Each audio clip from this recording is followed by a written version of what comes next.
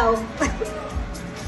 Alright, we are from Kabingetan Dance Troupe. Actually, from Baguio City, Benguet, Baguio City, the twin city of Von. Alright, palakpakan! Okay, our group will perform two dances called the Tayaw and the Bindian dance. About our group, we established in August 2022.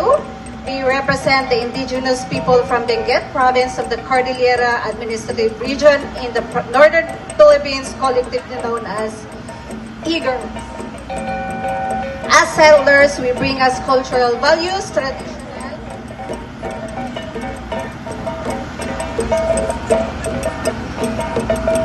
and practices that we use in our daily life, community, and work here in Canada. We use dance intergenerational storytelling and passing on our culture to the younger generation. First, we present to you the Tayaw. We usually do this one if we do have special occasions like weddings, kanyaws.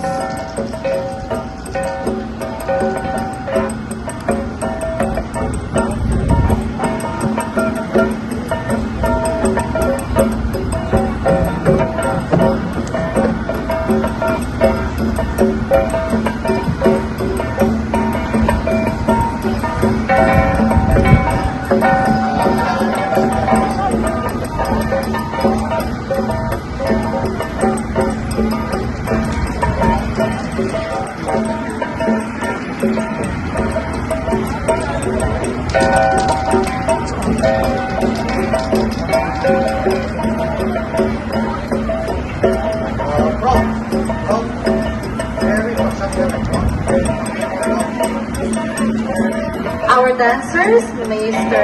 Jensen Aben and Ms. Roslyn Cosanet.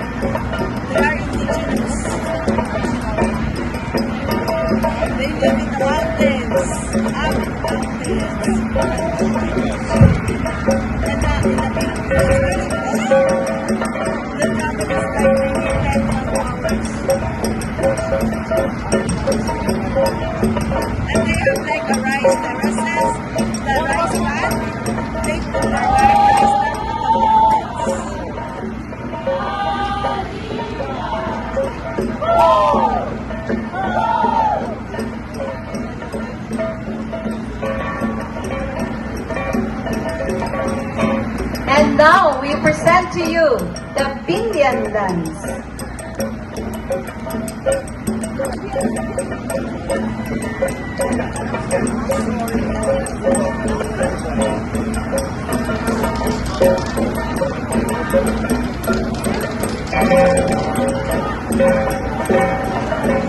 The first position, Panglang.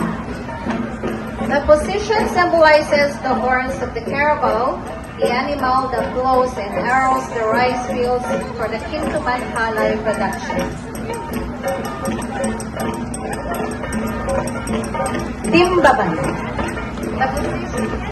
The position shows the planting season for the Kintuman Halay seedlings.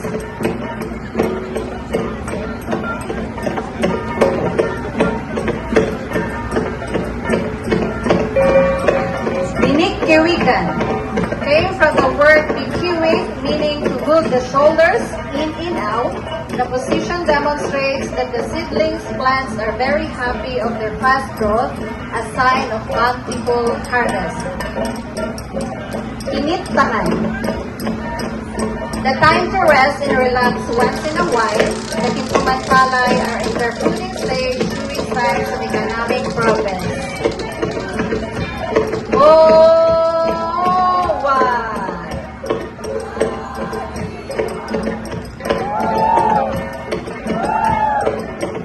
kalabasa. This position illustrates the flowering stage of the Kintuman palay.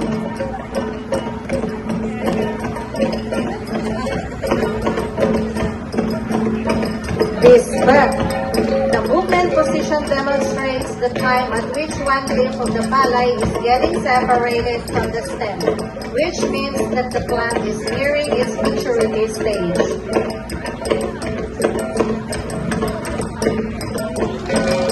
Inusyungan. It symbolizes that the particle of the palay is heavy laden with grains and are in abundance.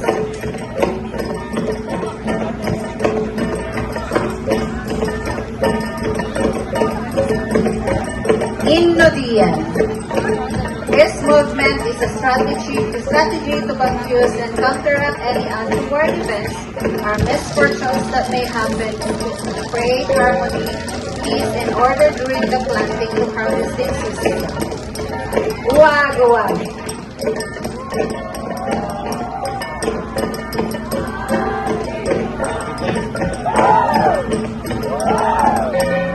Sinimpayan. The position announces to the community to prepare for the harvest time of the Kintuman crop. This symbolizes also the uniform length of the Kintuman palay heavily laden with grains, sign of good harvest.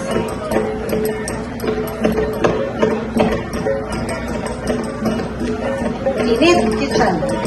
This position announces the expected high production of the harvest of the palay, thanking Kabunyan for his love and blessings.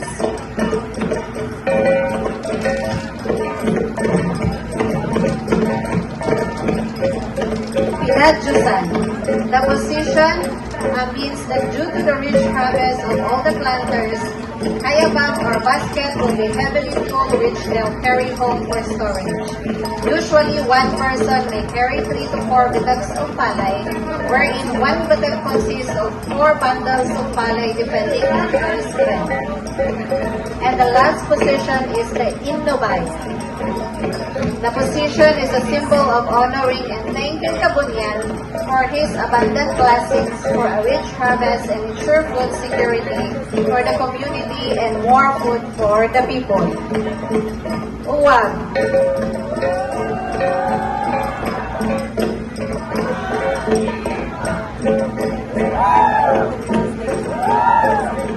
May we invite the community to please join us in dancing. Thank you.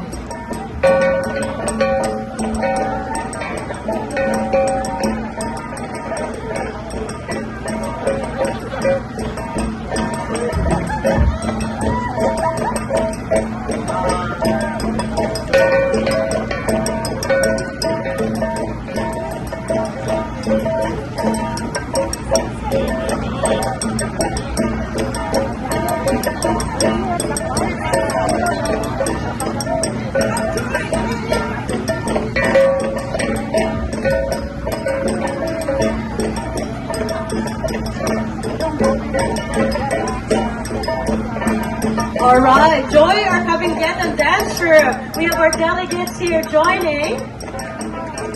So this is a traditional dance that they have through the province in the Cordillera. And I'm from Baguio City, so I'm proud to actually see this.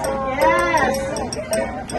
And as they mentioned, the city of Vaughan and the city of Baguio City are twin cities. So every year they celebrate their anniversary. I think we're at Tita Arlinda, how many? 27, I think? How many years na ba na may 20 that we have? I think it's 27 or 28 years now, so I might be wrong on that one. Okay.